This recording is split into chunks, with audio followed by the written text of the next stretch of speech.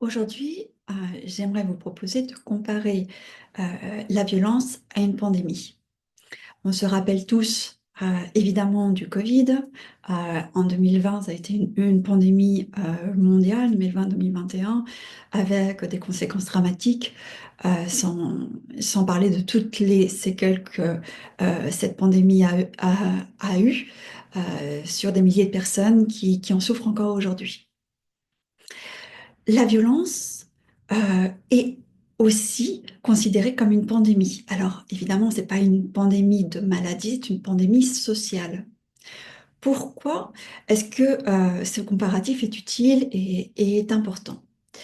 Alors, vous vous souvenez sans doute que pour le Covid, par exemple, il y avait des facteurs de risque. C'est-à-dire que on était soit un enfant, soit une personne après un certain âge, une personne âgée, une personne qui a un système immunitaire affaibli ou qui souffre de telle ou telle maladie, était considérée à risque. Euh, il y avait aussi des risques plus environnementaux. Par exemple, être dans une salle fermée ou dans un endroit fermé avec beaucoup de personnes autour était à risque, etc., etc. Et pour la violence, ça fonctionne exactement de la même façon. Comme pour la pandémie, les facteurs de risque vont permettre justement d'essayer de protéger au maximum. On va faire la même chose pour la violence. Alors laissez-moi vous expliquer. Donc, pareil, avec une approche épidémiologique, comme on l'a fait par rapport à une pandémie de santé publique, on va déconstruire le phénomène violent en facteurs de risque. C'est-à-dire qu'on va essayer de comprendre pourquoi une personne adopte des comportements violents alors qu'une autre ne les adopterait pas. Et donc, on utilise justement cette approche de santé publique avec le modèle socio-écologique qui nous permet justement de voir les facteurs de risque du niveau individuel, familial, école, communauté et société. Ça, c'est intéressant parce que justement, ça nous permet d'avoir différents échelons. Chaque échelon est une sphère d'influence. Alors, tous ces facteurs de risque évoluent. Ils évoluent avec l'âge, ils changent aussi avec le genre, ils changent avec le contexte, etc.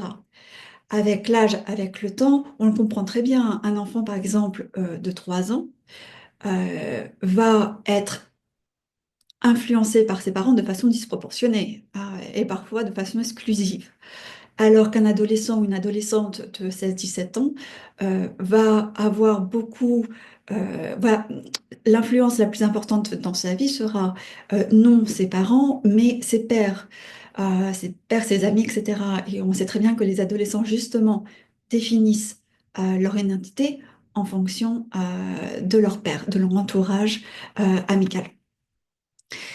Et donc, en prenant donc ces facteurs de risque qui évoluent, qui changent par rapport au contexte, qui ne sont pas les mêmes en fonction du genre et qui nous permettent en fait de façon combinée, c'est-à-dire qu'on va avoir certains facteurs de risque qui vont ensemble expliquer pourquoi un individu se comporte de façon violente alors qu'un autre non. Encore une fois, pourquoi ça nous aide? Pourquoi on veut adopter cette approche épidémiologique en violence et en prévention de violence? Parce que chaque facteur de risque va nous donner un point d'entrée pour agir.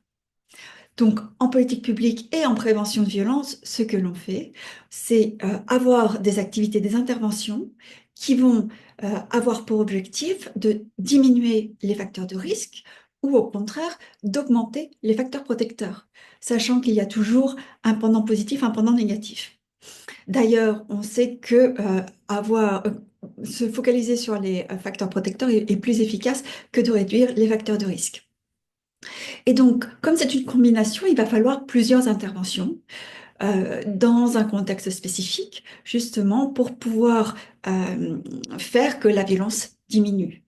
Donc ça, on y reviendra, on va rentrer justement dans la prévention de la violence, mais cette comparaison et le fait qu'on utilise une méthode de santé publique est très intéressante parce que ça nous permet en fait de trouver encore une fois des points d'entrée dans n'importe quel contexte, même les contextes les plus compliqués, les plus difficiles.